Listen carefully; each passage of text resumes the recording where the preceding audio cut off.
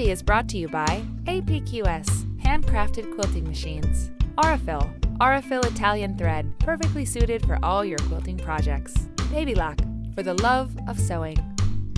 Clothworks, inspiring creativity with art on fabric. Hovels Sewing, when you need to cut it close, choose Hovels. B&B, our fabrics, your lifestyle. Quiltology, the urban quilt space. Quilty.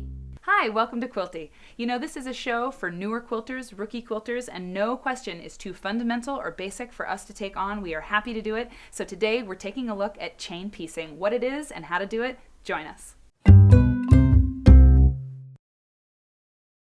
Personally, I tend to think that every Quilty episode is special, but today's episode is special in a new way. We're calling this a Quilty Fantastic episode because it was suggested to us that we do an episode on this topic, and our suggestion came from Dawn Deegan of Waddell, Arizona. Dawn, great idea. She had a question about chain piecing. Basically, she was like, what is chain piecing? Everybody talks about it, but nobody really ever explains it. And so today we're going to talk about chain piecing, what it is and why it's fabulous and you need to be doing it anytime you make a quilt top.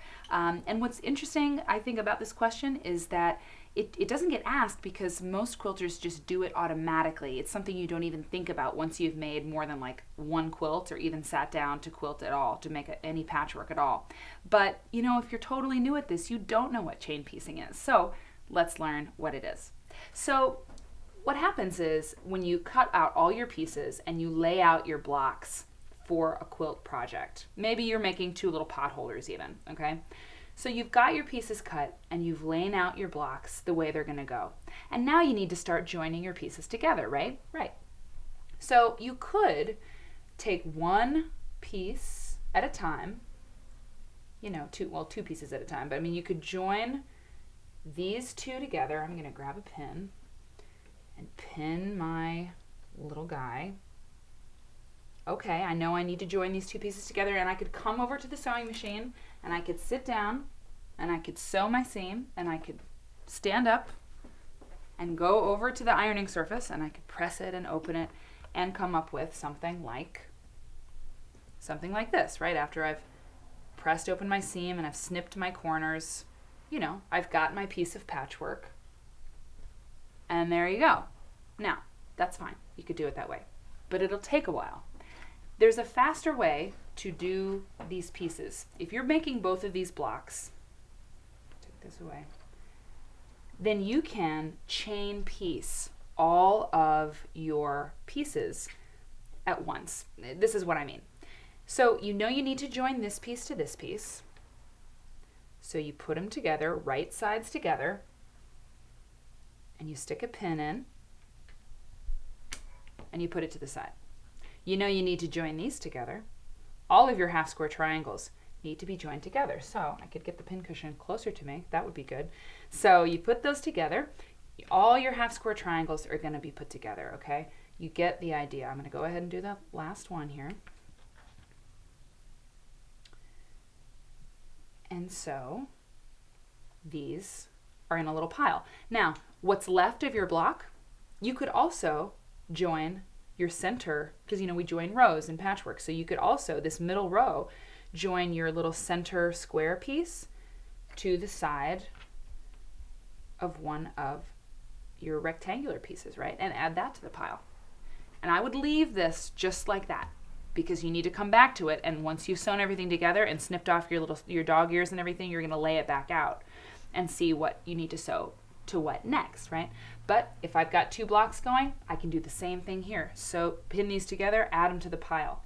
So once you have a nice pile there, and I mean, depending on the quilt, and once you get better and better at doing all this, I've had a pile of chain piecing pieces that's like, it's a stack. I mean, it is like a huge pile of pieces, because then what you do is that you just put it, and I actually use like a tray, like a kitchen tray, put all those pieces on a tray, take them over to your sewing machine. And of course, here on the set, it's like a very short distance between all these things. But if your ironing board's on one side of the room and your sewing machine's on another, you know, you can save yourself a lot of walking. Or you can get your exercise and do it one at a time. And I just start sewing.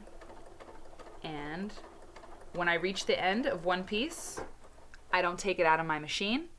I don't snip it. I don't cut it.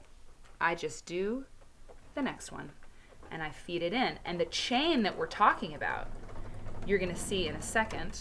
Speed up my machine a little bit here. There we go. Give it some gas. Next one, and it's an assembly line. And this way you're not getting up and sitting, standing up, sitting down, going back and forth between all the steps of the process. You can just kind of like turn on the music and just sew. And then, I'm going to finish this and then I'm going to show you what the chain means. The chain in chain piecing is the chain of thread that happens in between each of your pieces. I'm going to take it, actually, you know what I can do? I can put it right here and show that's the chain we're talking about, that little piece of thread that hangs out in between each piece, okay? So then you take it over to your pressing surface, and you can have a really long chain. I mean, it can be really, really long. If it's really long, you want to snip your chain first. This is a short chain, so I'm going to press these seams now. And then I really recommend having one of these tools. This is referred to as a snips. It's not really scissors. They're just like little snips, and these are great. This is a great tool, compact little tool for snipping this chain. Snip, snip, right? And once you've snipped it, and this is great because you can put it around your neck and hang on to it because you need it nearby. Havel makes a great one. I love this one. It's really pretty pink too. And then you open your seams up, and you're just working at the pressing surface now for a little while, opening up all your pieces, and it just makes everything go faster. You're putting things together, you're pinning, then you're doing all your sewing, then you're doing your pressing, and you repeat the process. And so chain piecing, that's just what it means. Thank you, Dawn, so much for that great question. It was a great suggestion about this show.